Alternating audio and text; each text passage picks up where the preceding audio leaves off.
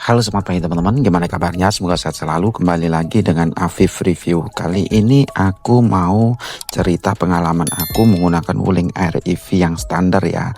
Udah 4 tahunan ya. Nih bentuk kuncinya seperti ini ya. Nah nih mata kuncinya seperti ini. Nih kondisi unitnya. Ini ada baret teman-teman.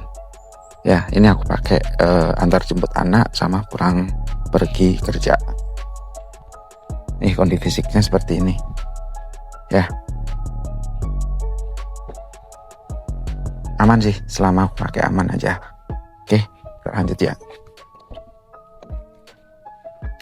Nih kondisi interiornya. Kondisi interiornya memang yang paling sering kotor itu di jok ya teman-teman, karena warnanya itu cerah dia. Harusnya beliin cover jok sih. Nih tampilannya. Seperti ini tampilannya. Ya. Untuk 4 orang cukup lah ya, walaupun belakang dewasa juga cukup ya. Aku cuman pakainya sama anak-anak aja teman-teman ya. Oke, sekarang kita nyalakan ya. Nah untuk nyalain tinggal ya sama dengan mobil-mobil pada umumnya ya, pakai kunci. Nah seperti ini. Nah ini pengaturan AC-nya teman-teman ya. Ini sudah Bluetooth connection juga ya teman-teman. Kalau misalkan teman-teman mau dengerin musik juga bisa ya. Terus dengerin Spotify oke juga ya. Ini ada penyimpanan air minum ya. Terus di sini untuk barang, sama di sini juga ada kecil nih di sini ya. Terus di sini untuk sun visornya dia ada kaca ya. Ini lampu hazard di atas ya. Mungkin buat teman-teman yang biasanya pakai mobil Jepang, hazardnya pasti ada di dashboard sini. Tapi ini posisinya di atas. Terus di sini ada lampu interiornya. Di sini juga ada kaca teman-teman ya. Nih ya, mobilnya simple tapi aku suka banget karena compact banget ya. Terlebih dipakai di Bali ya. Di Bali itu kalau pakai mobil besar susah. Susah nyari parkir ya. Terus juga kendaraan juga padat gitu. Jadi enaknya sih pakai mobil-mobil yang kecil seperti ini teman-teman ya. Nggak berasa ini udah pemakaian 4 tahun ya. Selama 4 tahun sih nggak pernah ada kendala sama sekali ya teman-teman. Ya normal aja menurut aku ya. Nah ini karena dia tipe standar nih, transmisinya seperti ini ya. Terus di sini masih dia menggunakan handrem manual ya. Kalau yang tipe Pro dia sudah pakai elektrik dia teman-teman ya.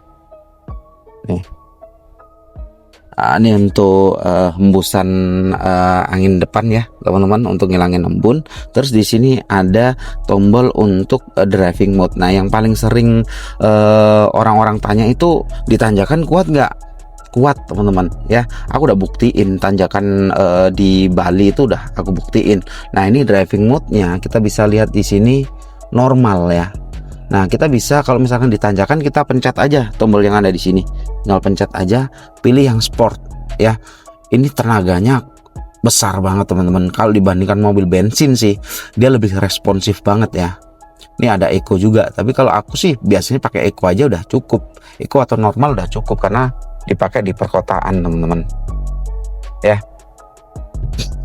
Seperti ini, posisinya juga nyaman teman-teman. Terus dia juga ada Wuling Indonesian Comment ya, tinggal pencet yang ini aja teman-teman ya. Terus pengontrol audio dia ada di setir juga teman-teman ya. Nih aku liatin untuk baterainya sisa 52%, jarak temunya di 104 km.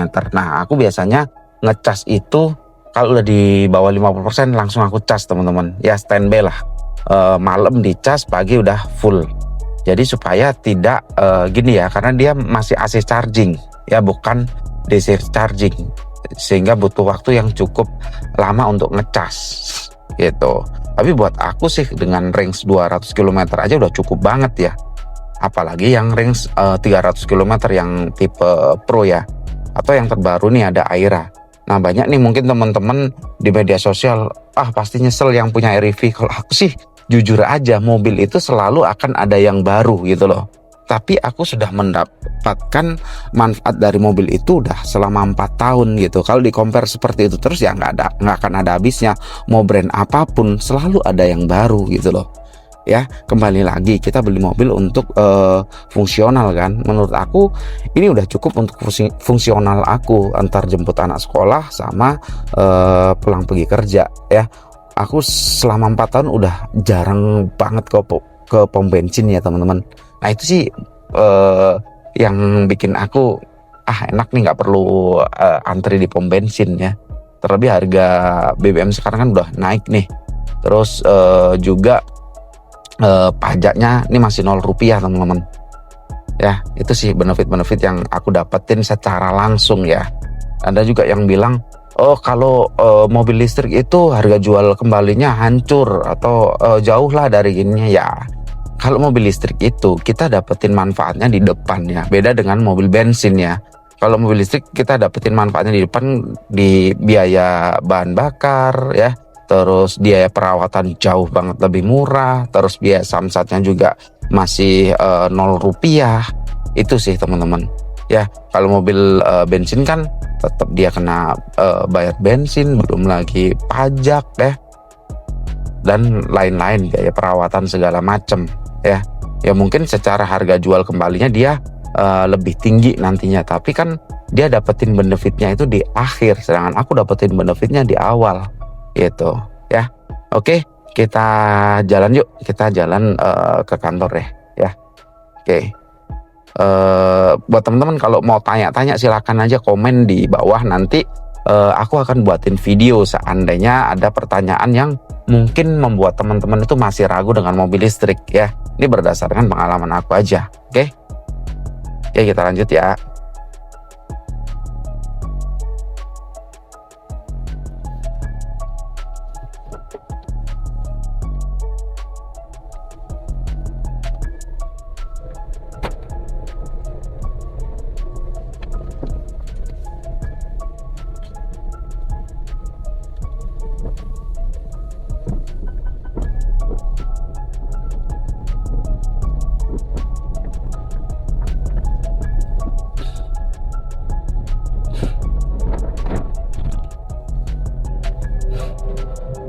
Oke teman-teman, kali ini kita jalan dari Denpasar Selatan ya, tepatnya di daerah Sidakarya.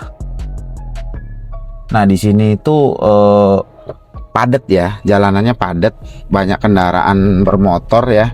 Makanya aku sukanya pakai mobil-mobil kecil seperti ini ya.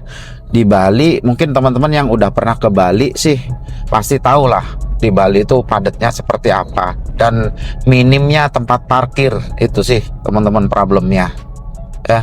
Ada yang parkir di jalan lah, parah lah, bikin macet ya. Ya itu kembali lagi sih kesadaran kita ya teman-teman.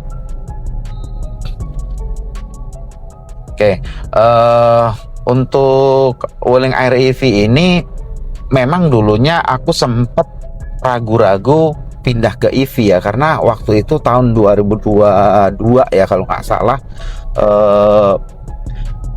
Ini baru mobil EV pertama di Indonesia gitu. Bentuknya sih aku suka karena compact banget ya bentuknya gitu loh. Terus juga belum begitu banyak orang yang menggunakan itu. Tapi alasan utama aku pindah ke mobil listrik sih memang kalau aku searching di gini ya, di internet, memang ke depan mungkin mobil listrik akan menguasai gitu, karena di China sana mobil listrik itu udah presentasinya udah tinggi banget ya pemakai mobil listriknya. Bahkan kemarin pas ke China tahun 2025 itu pom bensin itu jarang banget kelihatan teman-teman ya. Rata-rata udah pakai mobil listrik semua gitu. Bahkan motor pun dia kebanyakan di sana itu motornya motor listrik semua teman-teman ya. Dan memang ramah lingkungan sih teman-teman pakai mobil listrik itu.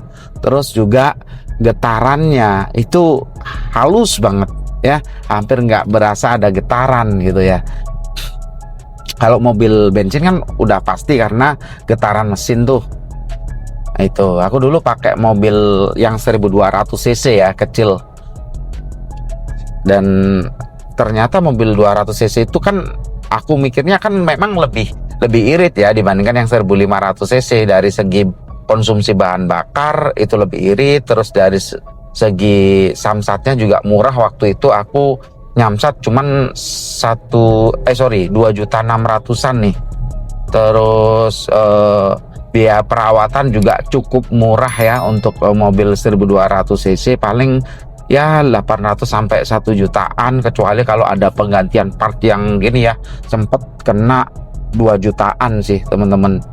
Nah, selama aku mau pakai mobil listrik ini, di biaya perawatannya kadang 400.000 gitu, di bawah 1 juta lah teman-teman biaya perawatannya. Dan itu yang aku rasain enak gitu loh. Jadi selisihnya itu bisa aku gini ya, aku save ya uangnya ya untuk keperluan yang lain gitu. Sama kalau kita pakai mobil bensin juga setiap hari mungkin atau seminggu 2 kali beli bensin ya, belum antrinya, biayanya juga lebih tinggi gitu.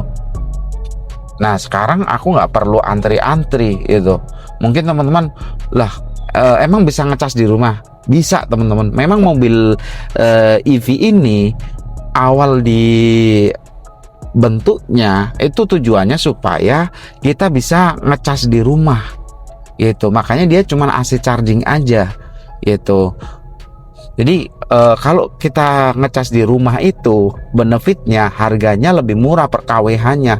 Itu cuman 1.700 rupiah teman-teman. Dikali aja gininya ya, kapasitas baterainya itu kayaknya sekitar 35.000 doang untuk jarak tempuh 200 kilo teman-teman.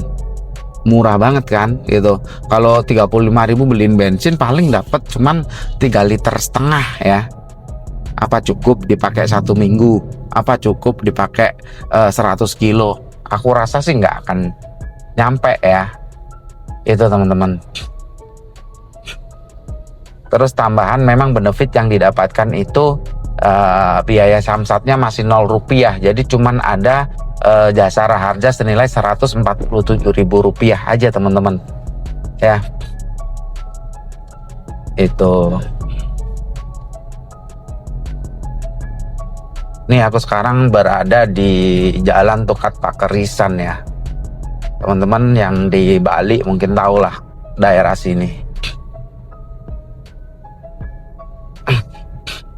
Nah, lanjut, Wuling Air EV ini menurut aku secara build quality oke banget teman-teman ya.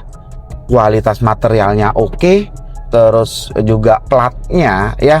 Dulu awal-awal aku mau nentuin beli mobil listrik itu berpikirnya mobil Cina ini kualitas materialnya rendah gitu. Tapi pas aku nyoba test drive waktu itu, aku buka pintunya, aku buat pintu bagasi, itu berat banget teman-teman. Terus aku ketok-ketok juga, itu berasa banget kalau platnya itu tebel, bahkan lebih tebel dari brand-brand China teman-teman. Mungkin teman-teman pernah lihat nih mobil-mobil Wuling nabrak mobil lain, yang penyok parah itu justru mobil lain gitu ya. Maaf, bisa diulang. Nah, ini fitur Wuling Indonesian Comment-nya ya, kadang kepencet teman-teman. Nih, dia ada tombolnya di sini. Saya tidak mengerti, bisa diulang lagi. Nah, ini diemin aja ya teman-teman. Saya bingung, silakan dicoba lagi. Itu. Nah, fitur Wuling Indonesian Comment ini bisa dipakai untuk apa? Untuk nyalain radio, terus ngidupin wiper, buka jendela, seperti itu teman-teman. Mungkin di produk Wuling yang lain dia bisa lebih banyak lagi gitu, karena memang fiturnya lebih lengkap lagi gitu. Tapi kembali lagi, karena waktu itu budget aku memang pas-pasan, dan juga aku nyari mobilnya memang yang kecil, simple, bisa satset gitu loh, dibandingkan aku harus pakai motor ya gitu. Ya, ini adalah solusinya sih menurut aku ya teman-teman. Nah, sekarang kan banyak tuh mobil-mobil listrik Cina yang ada di Indonesia. Bahkan yang aku tahu brand China itu sudah 20 lebih ada di Indonesia. Ini brandnya loh, bukan tipenya. Bayangin, satu brand aja bisa memiliki mungkin bisa 6-10 tipe. Udah berapa tuh pilihan gitu. Ya mungkin teman-teman juga bingung, ini banyak banget ya mobil listrik, mau pilih yang mana. Nah, yang pertama teman-teman perlu ketahui adalah apakah brand ini sudah memiliki pabrik sendiri di Indonesia, bukan pabrik yang numpang ya teman-teman. Memiliki pabrik dulu di Indonesia ya. Kenapa? Karena kalau dia sudah memiliki pabrik, potensi dia akan meninggalkan di Indonesia itu jauh lebih kecil. Karena apa? Dia sudah berinvestasi besar banget untuk bangun pabrik gitu. Nah, waktu itu aku search di Google ya, bahwa Wuling itu sudah memiliki pabrik kalau nggak salah 60 hektar ya, itu di daerah Cikarang itu. Nah, itu yang membuat aku yakin pilihnya Wuling waktu itu. Terus berikutnya jaringan dealer. Nah, itu penting juga teman-teman. Kalau misalkan teman-teman perjalanan jauh mau servis itu mudah ya. Kenapa? Jaringan dealernya banyak. Nah, waktu itu Wuling jaringan dealernya sudah di 150-an kalau nggak salah. Kalau sekarang sih 160-an ya teman-teman. Nah, itu yang bikin aku yakin juga teman-teman. Dan waktu itu garansi baterai untuk Wuling itu hingga 8 tahun ya. 8 tahun sih menurut aku udah cukup banget ya. Apalagi Wuling yang sekarang nih, garansi mobil listriknya, garansi baterai, motor listrik sama motor kontrol unitnya itu garansi seumur hidup ya. Jadi menurut aku ya itu yang membuat aku tambah yakin lagi gitu. Kenapa? Mana ada sih orang mau memberikan garansi seumur hidup kalau dia itu tidak confident dengan teknologinya gitu. Artinya Wuling itu benar-benar udah yakin bahwa teknologinya itu memang bagus gitu loh ya. Teknologinya bagus dan daya tahannya itu oke ya. Sehingga dia berani memberikan garansi seumur hidup teman-teman gitu. Nah, ini yang tidak dimiliki sama brand-brand lain ya. Mungkin brand-brand lain ada yang fiturnya lebih canggih, tapi kembali lagi gitu loh. Kalau ada apa-apa dengan unit itu ya gimana?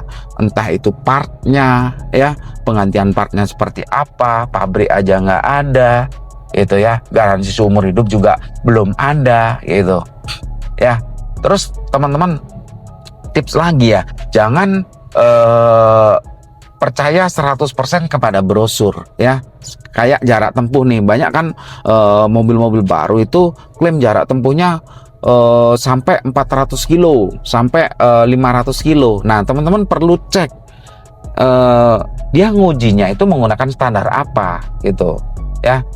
Jadi di pengujian baterai itu ada namanya standar pengujian, ada CLTC, ada NEDC, dan ada WLTP teman-teman. Dan yang terbaru ada tuh satu lagi standar Eropa tuh ada, lupa aku namanya gitu. Tapi yang pertama aku cari sih standar pengujian yang 3 ini ya, WLTP, CLTC, sama NEDC. Nah, kalau yang WLTP itu standar internasional ya teman-teman ya.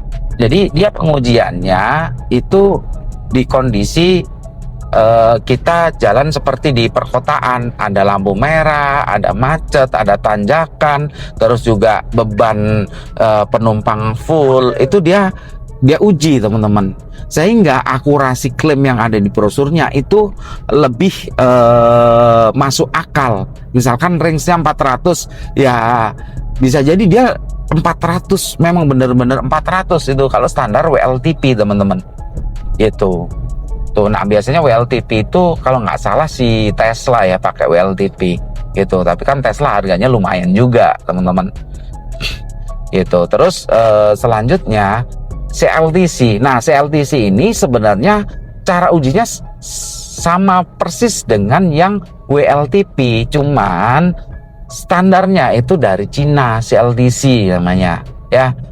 Kalau panjangannya aku nggak hafal teman-teman ya. CLTC standarnya sama untuk pengujiannya, dia tes di tanjakan, tes di kondisi ada beban, tes di kondisi macet, dan juga ada lampu merah.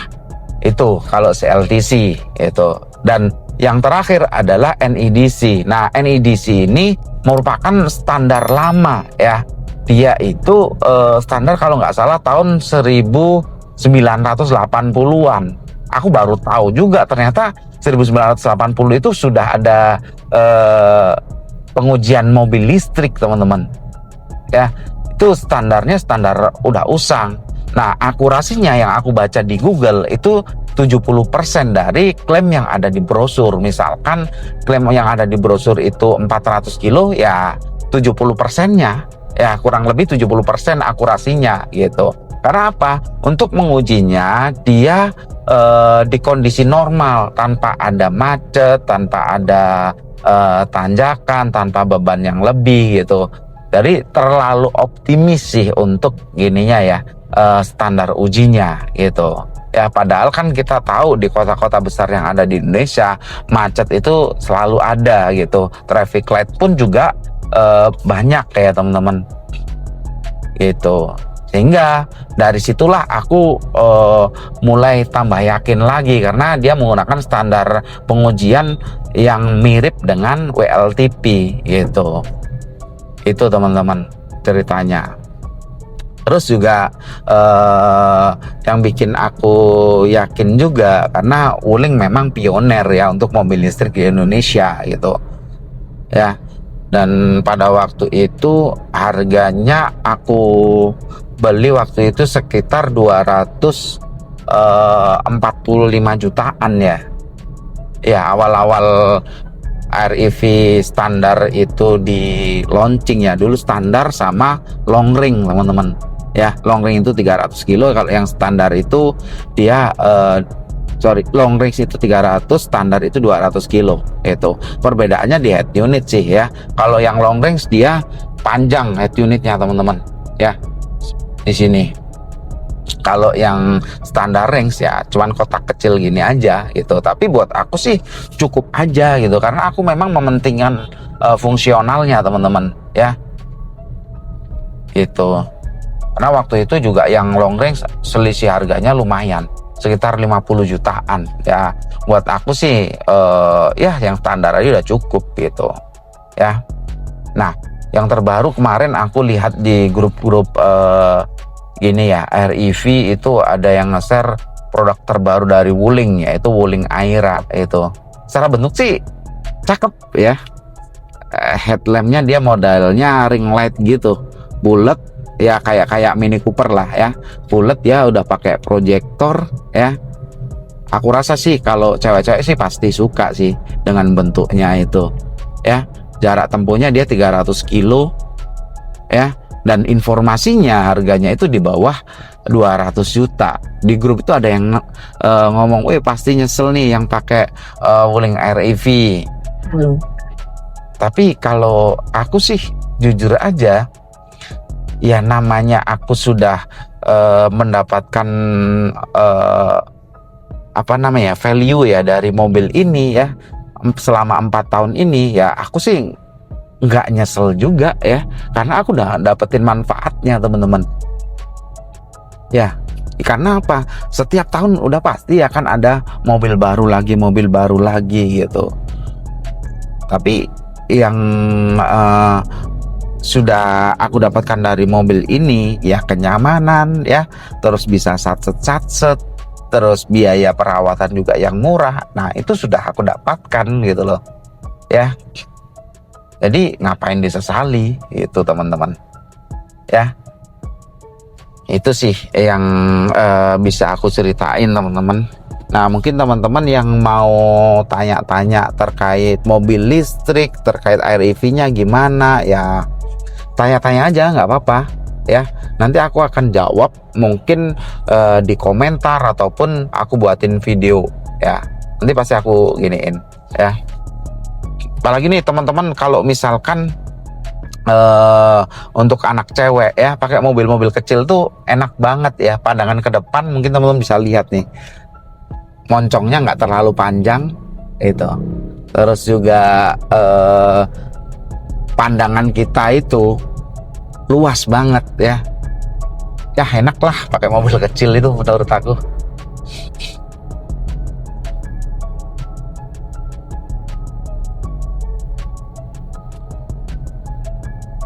Nah kemarin tuh juga ada yang tanya, lama kalau pakai REV itu lama ngecasnya gitu. Ya aku pun ngecas juga nggak aku tungguin teman-teman ya. Aku ngecas ya dicas aja, pulang kerja di bawah 50% langsung aku cas, besok paginya udah aku gini lagi ya, udah full aku pakai lagi gitu. Nggak perlu aku nungguin kayak aku antri di pom bensin itu ya. Berpikirnya bukan kayak kita habis bensin kita ngecas nungguin di SPKLU, enggak lah ya, karena setiap hari kita cas gitu. Dan nih teman-teman, kenapa sih Wuling REV nggak pakai fast charging gitu?